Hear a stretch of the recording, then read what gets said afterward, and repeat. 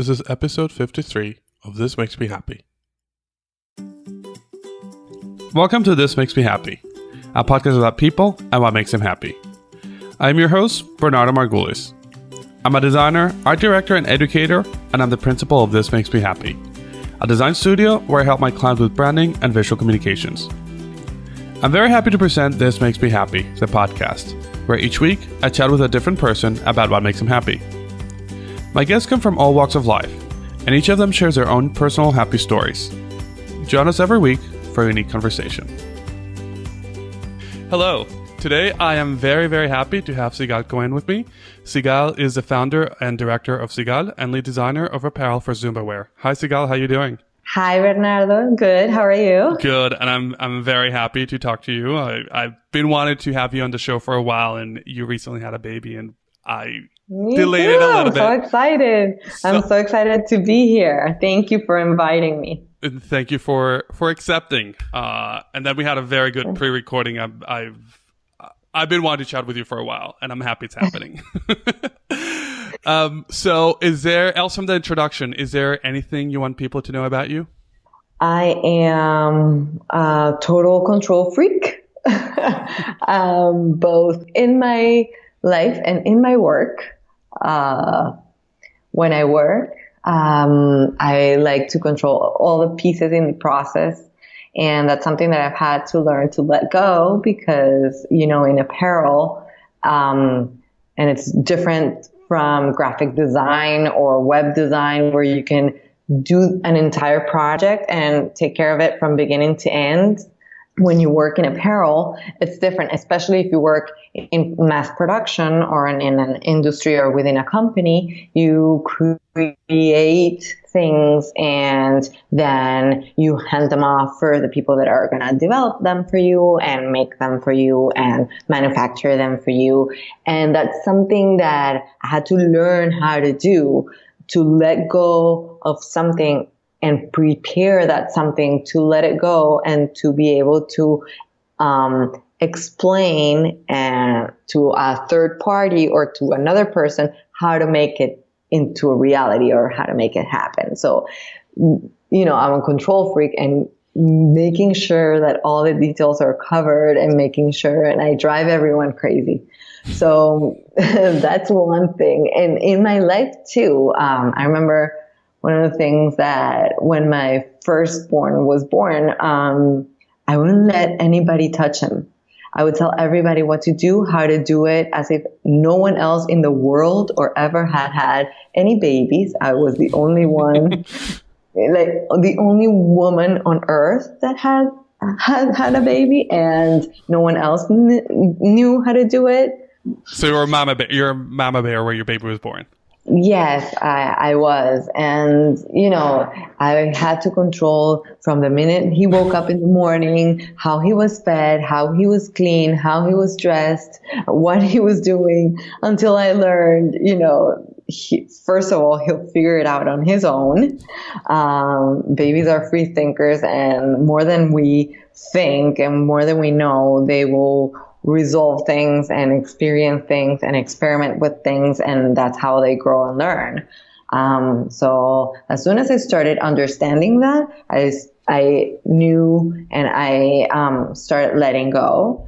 And, being a mom and being an entrepreneur are similar in a way that you have to learn how to delegate and how to let go of things and understand that it's going to be okay. Right? And trust and put some trust and faith in other people. And that's something that I've learned along the way and as an adult. It's kind of scary to accept, especially in a podcast. It's the first time I've been interviewed in a podcast. So it's scary to choose admit it publicly. Exactly. And to choose that as the one thing that people should know about me. But we'll learn a little more as we chat. Yeah. So, sure. and you've touched on a few things that I don't usually know what my guests are going to say, but you email me a little description. And part of it, you mentioned a few things. So I'm not going to dig into those. I'm just going to jump into the main question. Sigal, what makes you happy?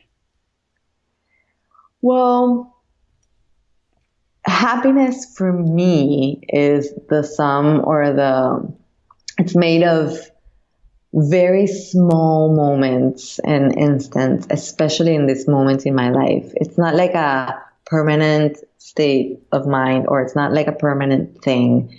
It's more of having moments where everything aligns to be able to enjoy a moment fully, or to be able to enjoy what I'm doing fully, with in being present as much as I can in that moment. To me, that's happiness. I used to be able to, when I was working, I used to be able to work on one project, even one artwork for days, even weeks at a time, and dedicate my whole self to that specific task and spend so much time on it. And that would make me happy because I would, develop it until the point that I thought it was perfect. And now I don't have that luxury anymore because I do so many things, and I'm a parent, and I am a wife, and I have a house, and I have 2 jobs. And so the moment where I have more than 1 hour, or when I can spend 2 hours in the studio creating, that makes me incredibly happy. Or when I'm able to just leave my phone away and spend half an hour or an hour observing how my children play, just observing, not even intervening, it makes me incredibly happy. Or when I can have a day date with my husband, and I love day dates, and I've said it on social media before, because you get to do so many things, in a day, as opposed to, 2 hours in the night where you can, go to eat, and then you're going to be too tired to go to the movies, because I'm always too tired to go to movies after dinner. But I love day dates, and the fact whenever we can take, a few hours to ourselves. I feel like right now in the present, this is a luxury for me. It's the most precious thing that I can have, just to enjoy those moments. And those moments make me really happy. Also, when I'm designing and when I can spend, and these days especially, I can spend months with ideas in my head. Sometimes I write them down in a little notebook, or I would write them down on the notes on my phone.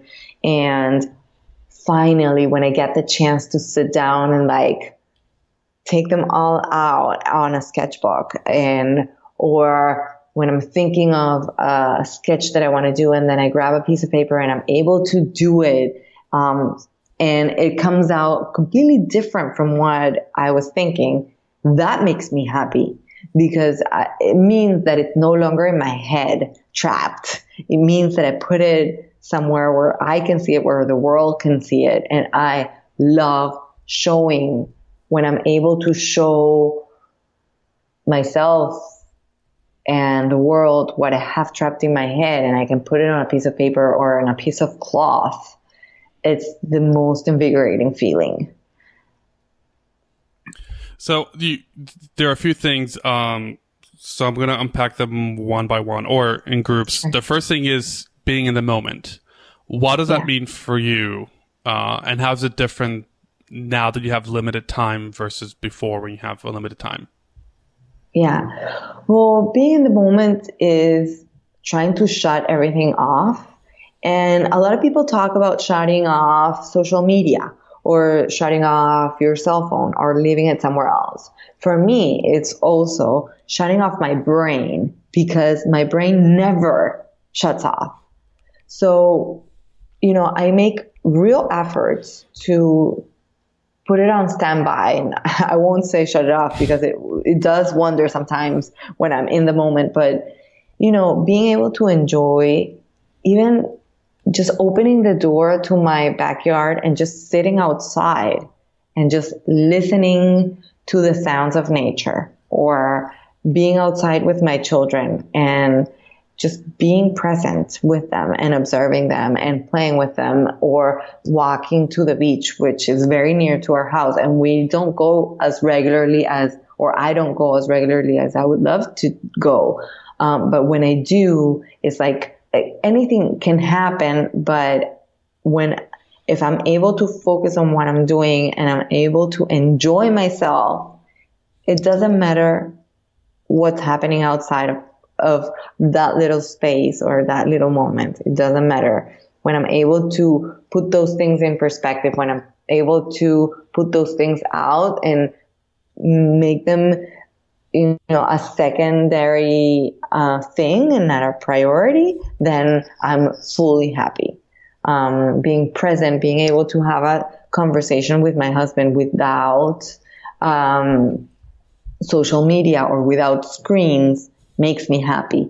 Or even when we are watching something on TV and we're like so into, I don't know, a series or something, or a movie, and when you're able to enjoy a movie, from the music to the storytelling to the visuals, that makes me incredibly happy. When I'm able to walk in a gallery or when I'm able to go to a museum, that makes me happy. So it's little moments like that.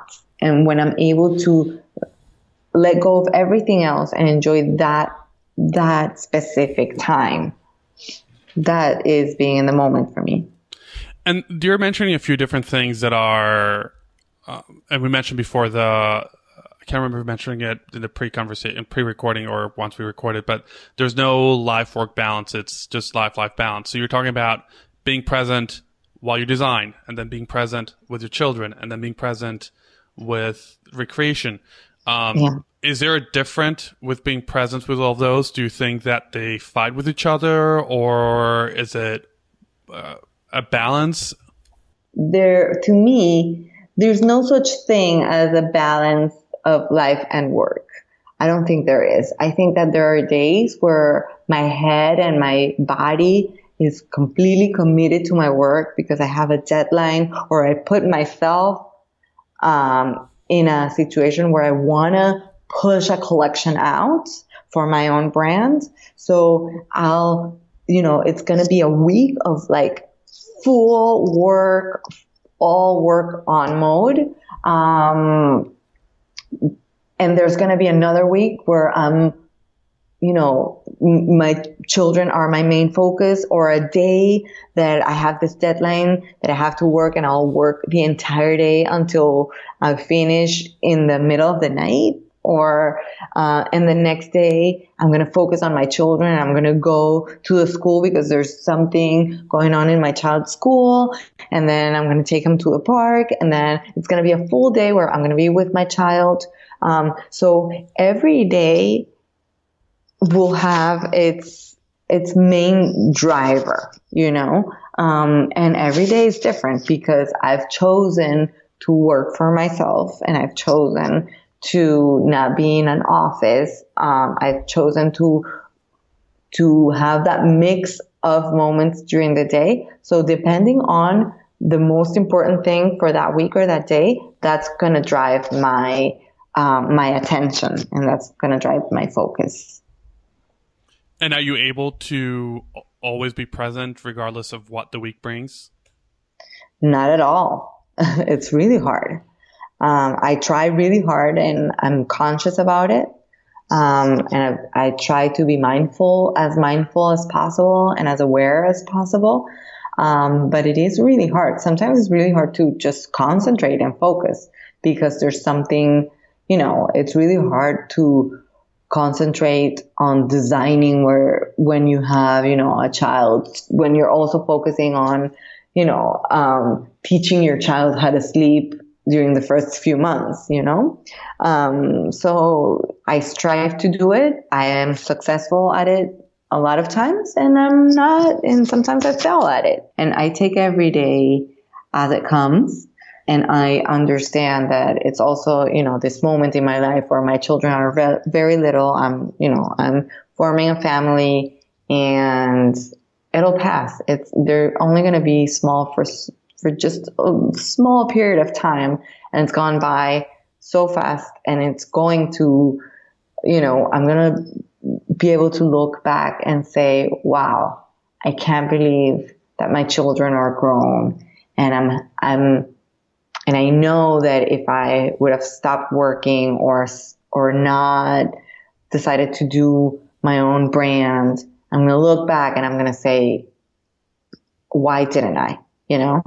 That keeps me moving forward, and that keeps me going to know that they're going to, be in school soon. And so then I'm going to have more time to create and to be more structured. I'm still creating now, but in a very unstructured way, very organic, and it's driven by deadlines and by, these milestones that I have to get to and I have to reach. So what was the turning point? Why is being present so important now versus before when you had so much time?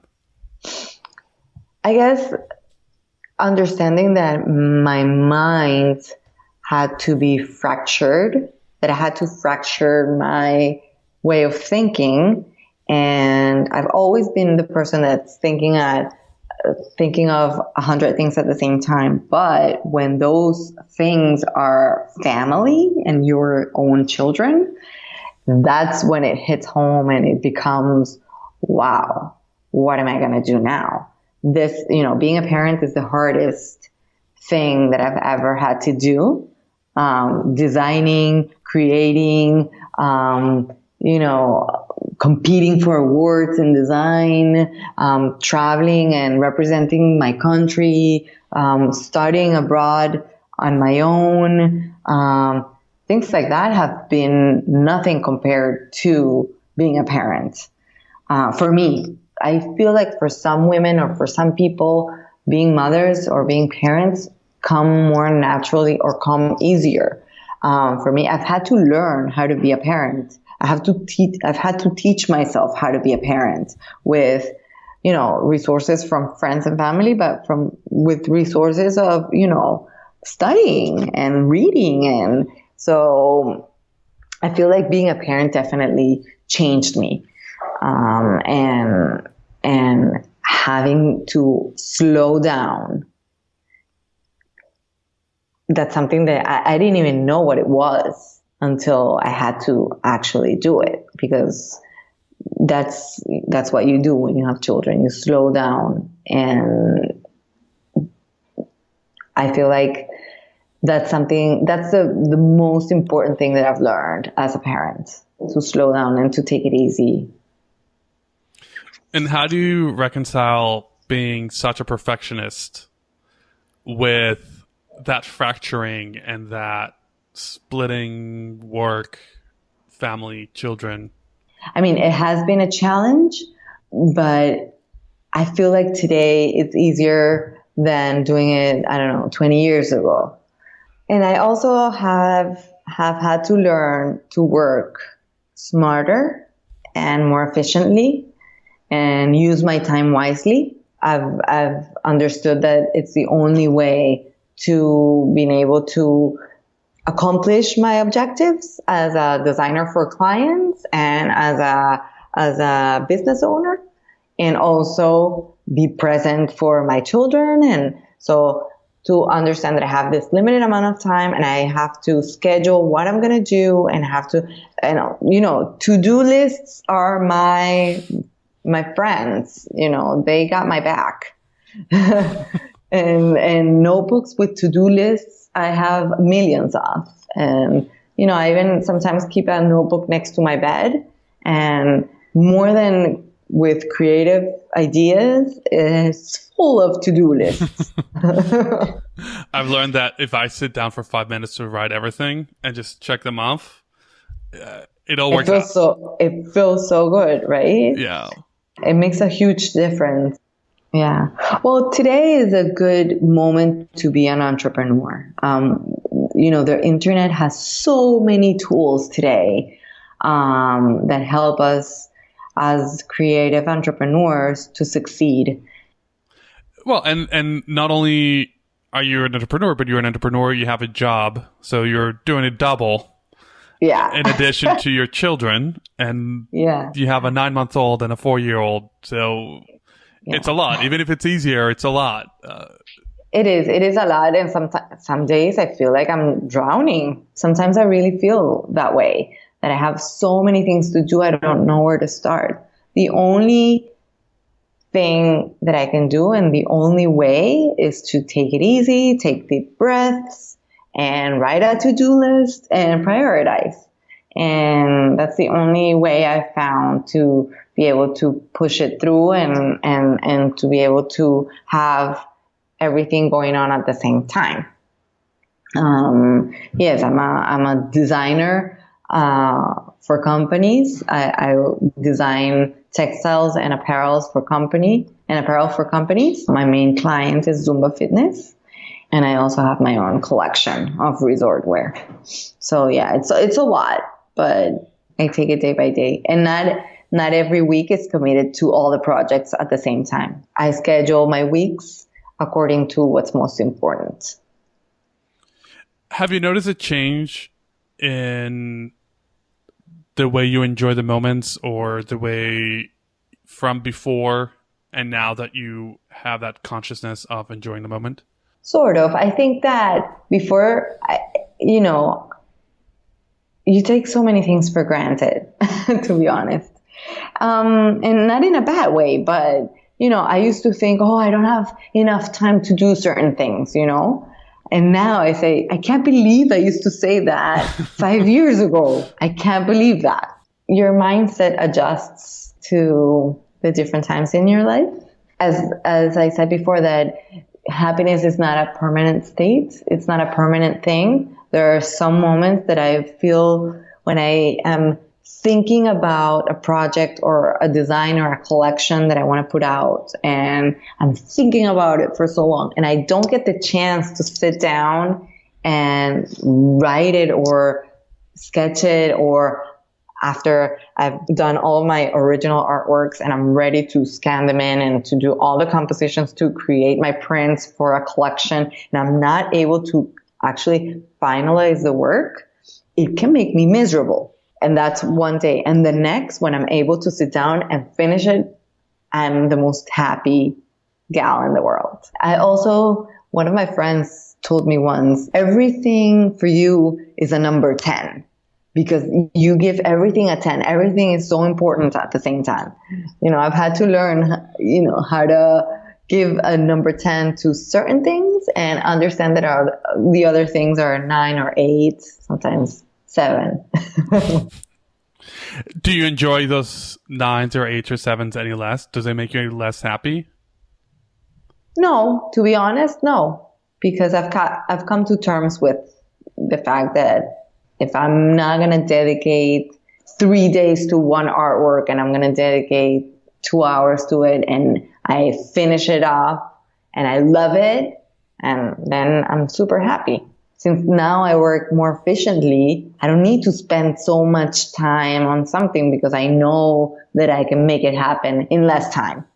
It's also something that has built my confidence as a designer, because I used to think that I needed to spend so much time on a specific project, and I don't anymore. It's so fascinating that you're able to think this way and at the same time be a perfectionist, that you can understand that not everything can be 100, but still shoot for 100 and not be any less happy having that conflict. Yeah, because I've managed in a way to keep my perfectionist standards, which is a curse. I don't recommend anyone to try that at home. It's so difficult being a perfectionist. But at the same time, I guess I managed to stay being a perfectionist and work towards that and being able to accomplish that standard of quality that I set myself for more efficiently, and I wouldn't say less time, because when I'm creating something, I have to allocate a lot of hours, but I don't feel bad to do it in the middle of the night. It's hard not to not sleep. It's not my everyday, Yeah, I don't sleep because I have a 9-month-old, but in regards to designing, it's not every day that I have to stay until 1 or 2 a.m. working. But when I do, I don't feel bad. There's like this rush of energy. It's like an adrenaline, I would say, when I'm working and I'm creating something. And I'm happy that I found this job for Zumba fitness that allows me to be so incredibly creative, because it's like a dream job. It doesn't really feel like a job. I feel as if ZumbaWare was as much mine as my brand is, you know? We've come to a point where I'm able to create and design, and I'm so free to bring these crazy ideas to the table. I guess I proved myself, or I guess sales of the products that I designed were good. That's something that makes me really, really happy. You know what? I've also learned how to pre-produce while I'm not working. And that is it's a little contrary to being in the moment, because, you know, I'm always kind of thinking when I actually sit down to work, what am I going to do?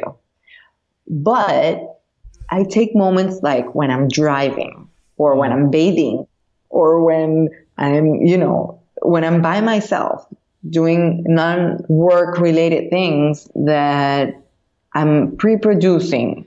That pre-producing has helped me so much in my work life, because when I actually sit down and work, I know exactly what I'm going to do, or I have a very good idea what I want to accomplish.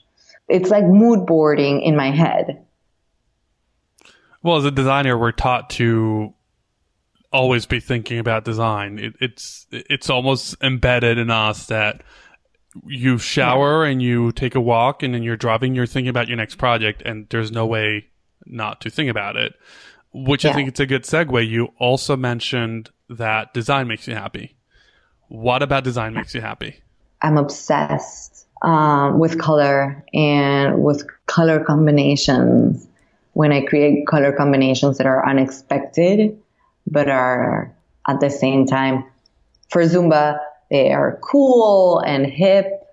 And for my brand, when I create color combinations that are beautiful and sophisticated and unexpected, that makes me so happy. When I had a mood board in mind, or when I actually made a mood board and put all these things together, and then I create something that reflects that feel or that tone that I was striving for, I am really happy. You know, I'm all about print clashing and creating different prints that can all go together in one outfit.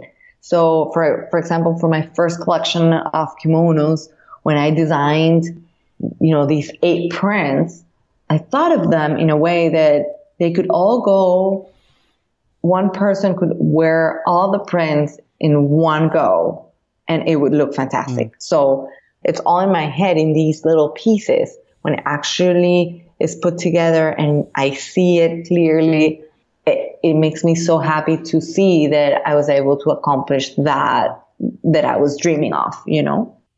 If you had your ideal day or your ideal week or month, including designing, including family, what would that look like? My ideal?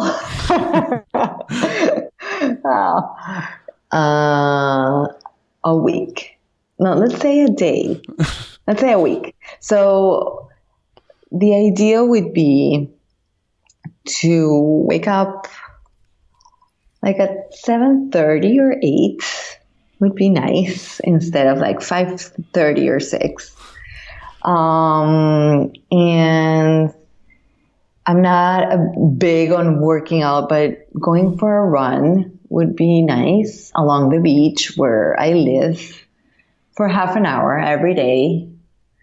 And then by then my husband had already taken my 2 boys to school, even though I have a 9-month-old, let's say hypothetically, he already goes to school and they're off to school, and I am able to take a shower and go to a beautiful studio with lots of natural light where I have a small store downstairs and a studio upstairs, and it's like a double height where I can, and with a view, and where I'm working, where I have a huge table where I can draw and sketch, where I have a small screen printing studio, and I'm able to, work all day between designing digitally and sketching and drawing and screen printing. And then, I have a quick lunch in a small coffee shop, and then I can pick up my children at school like at 4, and then I can have the rest of the afternoon with my children to play or to do something special. And then I'm a real believer in baby caring, and one of the most important things for me as a parent, more than having a good time or more than playing, or is enjoying the moments where we care for our children, the moments that they are having dinner, or the moments that we are bathing them, or the moments that we're feeding them or clothing them or putting them in bed. Those are the moments that are most important to me. And then having a nice and relaxed dinner with my husband, being able to watch a movie or to watch something that we both enjoy, and being able to go to sleep early. Early for me would be like 10 p.m., 9 p.m., 10 p.m. And then having, a day date on the weekends, that would be nice. Or taking the weekend off. Let's say if my parents or my in-laws would live here, I'm dreaming here. You tell me to stop whenever you want. It's your ideal week, so you tell me. I'm stopping.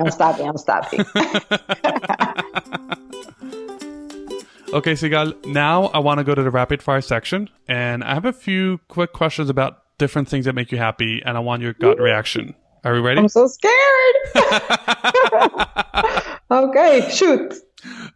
Finish the sentence. Happiness means time. What is the happiest moment you can think of? Hearing my baby cry when he was born. What is the happiest word you can think of?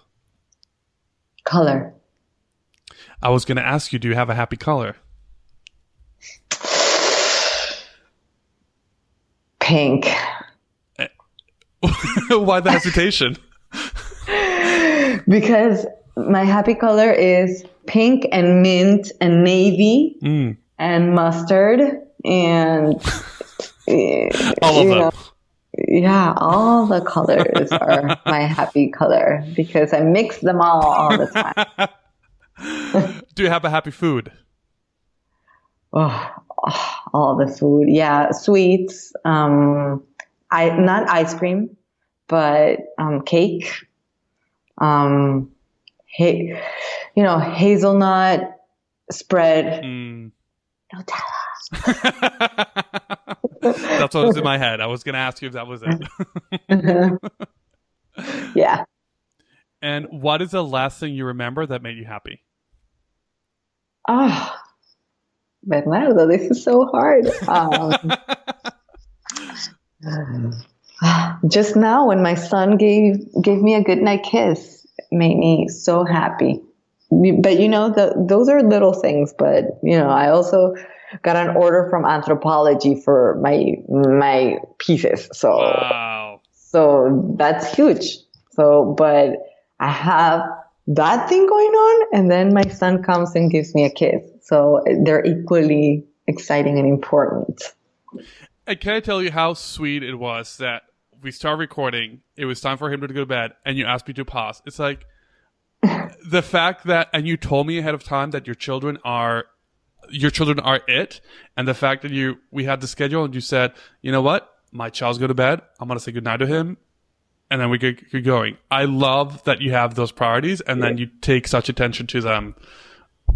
I know. They're my everything. And yes, design, I've always said design is my life, but really my children are my life and my husband is my life. And, and I try to make it all fit and kind of like in this bubble that I try to keep it from bursting, but yeah, they are my entire world. And it doesn't have to burst. You can just keep nurturing and enjoying it. Yeah, I try really hard. I work really hard, both in life and work. I work really hard. But there's no balance. Yeah, there's no balance, to be honest. Just being happy. Yeah, just being happy and just putting your energy where it needs to go. And it's hard to do, but when you learn how to do that, I feel like everything falls into place. So if people want to know more about you and they want to find you, well, they can find your products and Anthropology soon. Congratulations. Soon. Thank you. Yes, that's huge. Actually, no one knows about this. By the time this airs, maybe... Okay. It'll be a few more weeks and things are going to be selling on Anthropology. I think on anthropology.com.